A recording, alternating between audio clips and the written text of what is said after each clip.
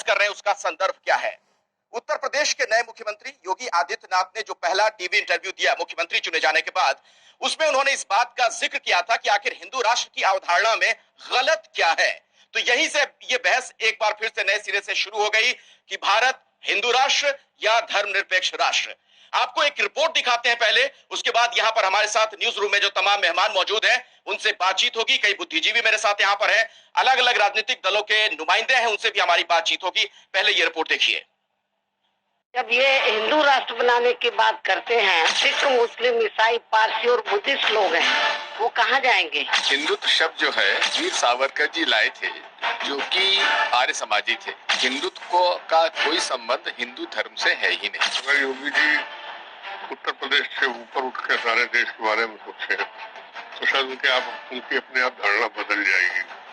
हिंदू राष्ट्र के मुद्दे पर बवाल अभी थमा नहीं है और पूरे विवाद के केंद्र में है यूपी के सीएम योगी का वो बयान जो उन्होंने पद संभालने के बाद पहली बार टीवी पर दिया था। हिंदू राष्ट्र की अवधारणा कहीं गलत नहीं है। हिंदुत्व देश के ही सुप्रीम कोर्ट की एक फुल बेंच ने इस बारे में स्पष्ट अपना आदेश जारी किया है। यह कोई मत, कोई मजहब या उपासना विधि नहीं है, यह एक वे ऑफ लाइफ है। अगर लोगों की जीवन पद्धति को सुधारने के लिए, उसमें खुशहाली लाने के लिए यह राष्ट्र उचित है, यह रास्ता उचित है, तो मुझे लगता है हमें उस रास्ते को अपनाने में कोई संकोच नहीं होना चाहिए। नमस्कार, हमारे चैनल में आपका स्वागत है। मैं हूं रामचंद्र मौर्य।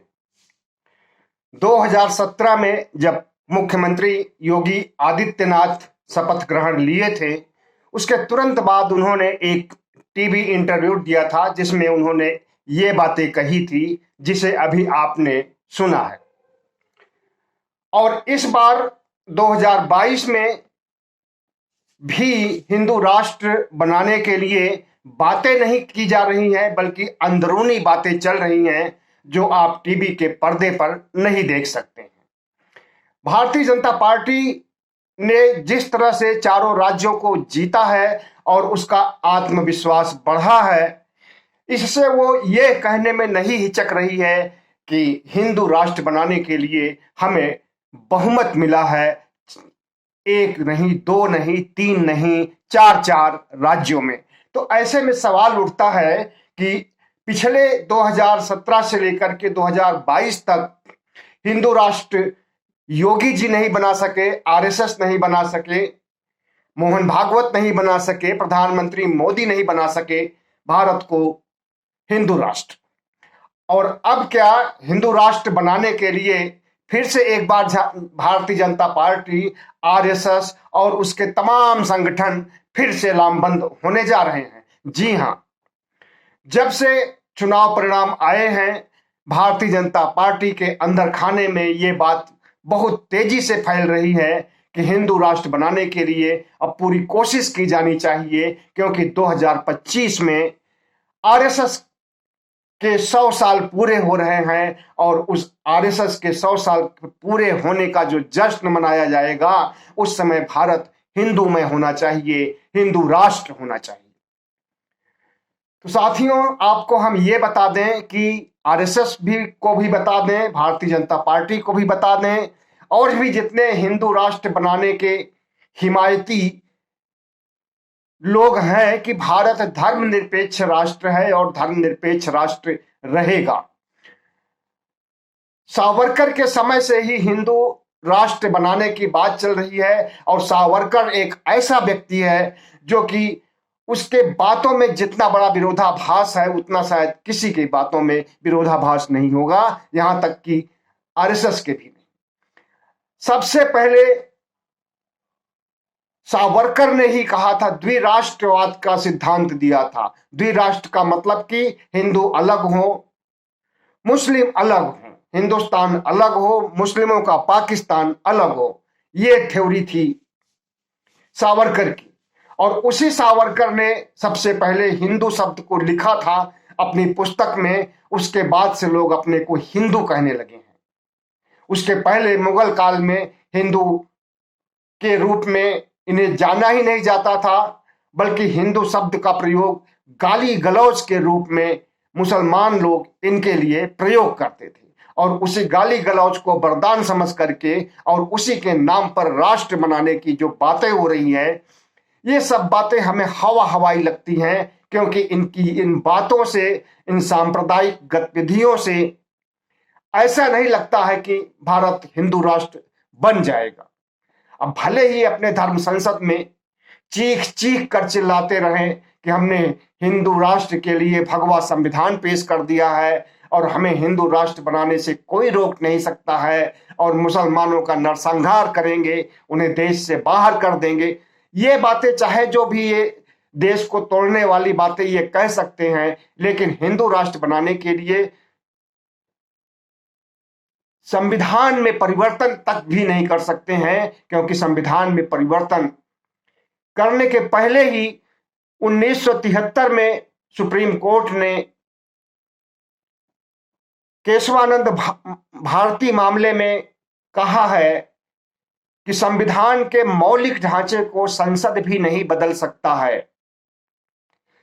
संविधान में संशोधन हो सकता है, लेकिन उसके मौलिक ढांचे को, उसके मौलिक स्वरूप को बिल्कुल नहीं बदला जा सकता है, चाहे पूरा संसद के दोनों सदन क्यों ना लग जाएं, लेकिन ऐसा नहीं किया जा सकता है। और यहां तक कि संविधान बदलने की बात तो दूर है, संविधान की प्रस्तावना तक को भी नहीं बदला जा सकता है जब तक कि 2/3 बहुमत लोकसभा में न हो, 2/3 बहुमत राज्यसभा में न हो और भारत के 2/3 राज्य इसके लिए राजी न हो। और इतना कर पाना इनके बूते की बात नहीं है आरएसएस वालों की, भारतीय जनता पार्टी वालों की।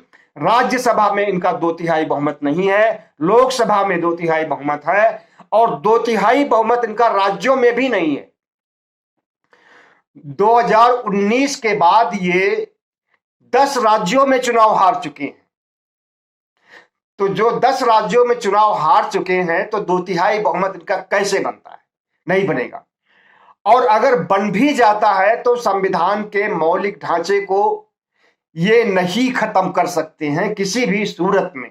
और इनका राम राज्य और हिंदू राष्ट्र बनाने का जो सपना सावरकर के समय से चला आ रहा है, और 2017 में जैसा कि अभी आपने देखा कि मुख्यमंत्री योगी आदित्यनाथ ने उस समय हिंदू राष्ट्र बनाने की वकालत किया था, वो 2005 तक में कुछ नहीं कर पाए और आगे भी 2027 तक भी वो कुछ नहीं कर पाएंगे और उनका हिंदू राष्ट्र का और हिंदुत्व का एजेंडा रखा ही रह जाएगा। साथियों, हिंदू राष्ट्र बनाने के लिए जो तैयारी भारतीय जनता पार्टी ने की है और कर रही है और करना चाहती है, उसे भी जनता ने नकार दिया है। सबसे पहले तो इनका CAA NRC का लाना ही हिंदू राष्ट्र बनाने की एक बहुत बड़ी कवायद थी और इसको पूरे देश की जनता ने, मुसलमानों ने, हिंदुओं ने, सभी लोगों ने अस्वीकार कर दिया है और इस पे राष्ट्रीय स्तर का आंदोलन भी हो चुका है और उसे ठंडे बस्ते में डालना पड़ गया है मोदी सरकार को। अगर उस CAA NRC को फिर से लाते हैं और फिर से हिंदू राष्ट्र बनाने के लिए मुसलमानों की नागरिकता समाप्त करना चाहेंगे, दलितों, अंबेडकरवादियों की नागरिकता समाप्त करना चाहेंगे, तो उसे ये लागू नहीं कर सकते हैं। अगर नागरिकता समाप्त हो जाएगी तो वोट देने का अधिकार खत्म हो जाएगा, ये सबको पता है। और जब वोट देने का अधिकार नहीं रह पाएगा तो ये दोयम दर्जे के इंसान रह जाएंगे और जो वोट के समय इनकी डिमांड की जाती है, इनका पैर छुआ जाता है, इनका पैर धोया जाता है, इनके घर में बैठ के खाना खाया जाता है और इन्हें राशन दिया जाता है, पैसा दिया जाता है, दारू दिया जाता है, साड़ी दिया जाता है, वोट लेने के लिए ये सब भी बंद हो जाएगा।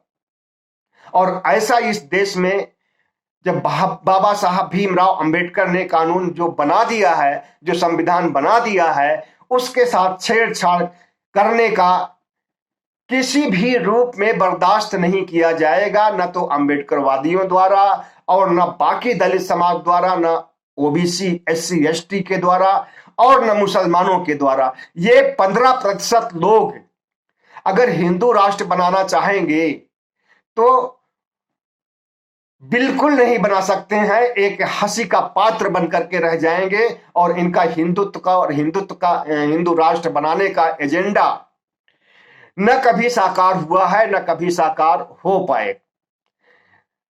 बहुजनों का देश है, मूल निवासियों का देश है और गनीमत है कि इन्हें वोट मिलता जा रहा है। और लेकिन जितनी तेजी से जागरूकता बढ़ रही है ओबीसी SC ST में और अल्पसंख्यक समाज में, अल्पसंख्यक समाज तो वैसे भी इन्हें कभी नहीं वोट दिया है क्योंकि ये अल्पसंख्यकों के जानी दुश्मन है, करेंगे सबका साथ और सबका विकास की बात। और एक भी मुसलमान को टिकट न तो ये लोकसभा में देंगे चुनाव जीतने के लिए और न विधानसभा में देंगे।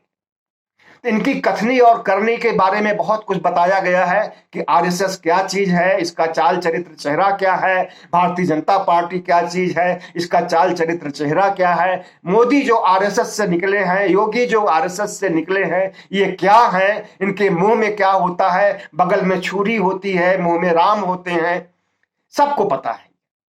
लेकिन अगर उत्तर प्रदेश सहित 4 राज्यों के चुनाव, 3 राज्यों के चुनाव जो ये जीते हैं, इसके बाद इनका कॉन्फिडेंस लेवल इतना बढ़ गया है कि फिर से हिंदू राष्ट्र बनाने के लिए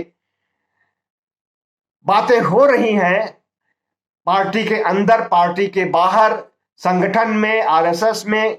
और मोहन भागवत कभी घूम घूम करके वाराणसी जाते हैं, कभी गोरखपुर जाते हैं, कभी दिल्ली आते हैं, कभी चित्रकूट जाते हैं और वहां से हिंदू राष्ट्र बनाने की बात करते हैं। इसी तरह से योगी का हिंदू वाहिनी भी हिंदू राष्ट्र बनाने के लिए दिल्ली में शपथ ग्रहण आयोजन करता है और कहता है हिंदू राष्ट्र बनाने के लिए हम मरेंगे भी और मारेंगे भी। तो इनका ये जो उग्र रूप देखने में आ रहा है, ये कभी साकार होने वाला नहीं है क्योंकि बाबा साहब डॉक्टर भीमराव अंबेडकर ने जो व्यवस्था बनाई है, उन व्यवस्था में इन सांप्रदायिक शक्तियों को घुसपैठ करने की इजाजत नहीं मिल सकती है। और संविधान और कानून की व्यवस्था जिस रूप में सुप्रीम कोर्ट करता है, सुप्रीम कोर्ट की भी जिम्मेदारी है कि वह संविधान की रक्षा करे, लोकतंत्र की रक्षा करे और भारत राष्ट्र की रक्षा करे। जो भारत राष्ट्र सदियों से धर्मनिरपेक्ष रहा है, यहाँ पर एक धर्म नहीं है, बहुत से धर्म हैं और जितने धर्मावलंबी हैं उनका, जितना हिंदुओं का ये देश है उतना ही मुसलमानों का भी ये देश है, उतना ही ईसाइयों का भी ये देश है, उतना ही बौद्धों का, उतना ही जैनों का, सबका ये देश है। तो एक समुदाय जिसकी संख्या ज्यादा है, हालांकि ज्यादा नहीं है, उसमें ओबीसी SC ST के लोग 85% है, लेकिन इतना जरूर है कि हर ओबीसी SC ST अभी जागरूक नहीं हुआ है। लेकिन जो जागरूक हुए हैं उनका भी एक बहुत बड़ा प्रतिशत है और वे कतई हिंदू राष्ट्र बनाने में सहयोग नहीं करेंगे। खास करके अंबेडकरवादी और दलित समाज और पिछड़े समाज के लोग जितने जागरूक हो गए हैं, वे हिंदू राष्ट्र के खिलाफ लड़ाई लड़ेंगे। और हमें तो ताज्जुब हो रहा है कि जब ये चौतरफा हिंदू राष्ट्र की बातें कर रहे हैं, दिल्ली में कर रहे हैं हिंदू वाहिनी के लोग, हरिद्वार में कर रहे हैं धर्म संसद के लोग, और तमाम जगहों पर, वाराणसी में, मथुरा में, चित्रकूट में, जहां जहां हिंदू राष्ट्र की बात हो रही है, इनका विरोध करने के लिए बहुजन समाज के लोग, अंबेडकरवादी लोग क्यों नहीं सामने आ रहे हैं? क्यों चुप्पी साधे हैं? क्यों सन्नाटा है? कहीं ऐसा न हो कि यही सन्नाटा, यही चुप्पी एक दिन नोटबंदी की तरह आ जाए और रात को 8 बजे प्रधानमंत्री आ करके कहें कि आज रात 12 बजे से भारत हिंदू राष्ट्र हो जाएगा। अगर ऐसा करते हैं, और इस प्रधानमंत्री से ऐसी उम्मीदें हैं भी कि कर भी सकते हैं, क्योंकि इस प्रधानमंत्री में न तो अपने पद की प्रतिष्ठा और उसके गौरव का कोई अभिमान है, और जितना इन्होंने अपने पद का दुरुपयोग किया है, पद का अपमान किया है, और पद के खिलाफ काम किया है, इतना आज तक किसी प्रधानमंत्री ने नहीं किया होगा। इसलिए ये आशंका बलवती है कि ये लोग मानेंगे नहीं और एक समय ऐसा आएगा जब ये कोशिश तो जरूर करेंगे लेकिन कामयाब नहीं होंगे। जब संविधान इनका साथ नहीं देगा, लोकतंत्र इनका साथ नहीं देगा, सुप्रीम कोर्ट इनका साथ नहीं देगा और सबसे बड़ी चीज भारत के बहुसंख्यक समाज के लोग इनका साथ नहीं देंगे, तब इनका हिंदू राष्ट्र और हिंदू राष्ट्र का सपना रसातल में ही चला जाएगा। और उसके बाद जिस तरह से पिछले 100 सालों से आरएसएस बनने के साथ ही हिंदू राष्ट्र की मांग हो रही है, हिंदू राष्ट्र के प्रयास हो रहे हैं, हिंदू राष्ट्र के लिए तमाम तरह की योजनाएं चलाई जा रही हैं और तमाम तरह के बयान जारी किए जा रहे हैं, लेकिन अभी भी हिंदू राष्ट्र बनने की इनकी दूर दूर तक कोई संभावना नहीं है। एक मृगजल मरीच का ही कहा जाएगा इनका हिंदू राष्ट्र। एक जैसे हिरण होता है, उसे मरुस्थल में, रेगिस्तान में दिखाई देता है, खूब धूप होती है तो दिखाई देता है कि जैसे सामने कुछ दूर पर, कुछ किलोमीटर पर पानी बह रहा है, पानी भरा हुआ है, नदी बह रही है, समुद्र बह रहा है, तो उसे वो पानी समझ करके और दौड़ने लगता है कि उसका हम पीछा करें और पानी मिले और हम पी लें। उसी तरह से इनका हिंदू राष्ट्र भी है। जो मृगजल मरीचिका दिखाई दे रही है, इनको लग रहा है कि हिंदू राष्ट्र बहुत नजदीक है, लेकिन वो बहुत दूर है। पहली बात तो वो है ही नहीं। रेगिस्तान में नदी इस तरह से होती ही नहीं, समंदर होता ही नहीं, और अगर नदी और समंदर होगा तो वो रेगिस्तान रह ही नहीं जाएगा। तो उसी तरह से इनका हिंदू राष्ट्र का सपना है। बस हिंदू राष्ट्र का सपना भर देख ले रात भर और सवेरे जगने के बाद इनका सपना सब का सब चकनाचूर रहेगा निश्चित रूप से। अब इनका प्रयास चल रहा है कि सीएए एनआरसी में तो बुरी तरह से फ्लॉप हो गए। जितने भी बयानबाजी और संसद में इन्होंने किया, इसके लिए विपक्ष ने खूब धोया हिंदू राष्ट्र के मामले पर। हरिद्वार में जो कुछ हुआ आपने देखा, पूरी देश ने नहीं पूरी दुनिया ने उसकी निंदा की है। और जो इन्होंने दिल्ली में किया उसको भी आपने देखा कि हर जगह इसकी भर्त्सना हुई है। और सबसे बड़ी बात है, जब संविधान ही इसका परमिशन नहीं देगा, संविधान में ऐसा कोई प्राविधान ही नहीं है, और सुप्रीम कोर्ट चिल्ला चिल्ला करके, चीख चीख करके 1973 में भी बोला और 1994 में भी बोला कि संविधान के मौलिक ढांचे को बदला नहीं जा सकता है, तो नहीं बदला जा सकता है। कोई भी सांप्रदायिक शक्ति हो, कोई भी आरएसएस हो, कोई भी योगी हो, कोई भी मोदी हो, ये संविधान से बढ़ करके और देश से बढ़ करके नहीं रह गए हैं। बहुत बहुत धन्यवाद। हमारे चैनल को सब्सक्राइब कीजिएगा, लाइक कीजिएगा और शेयर कीजिए।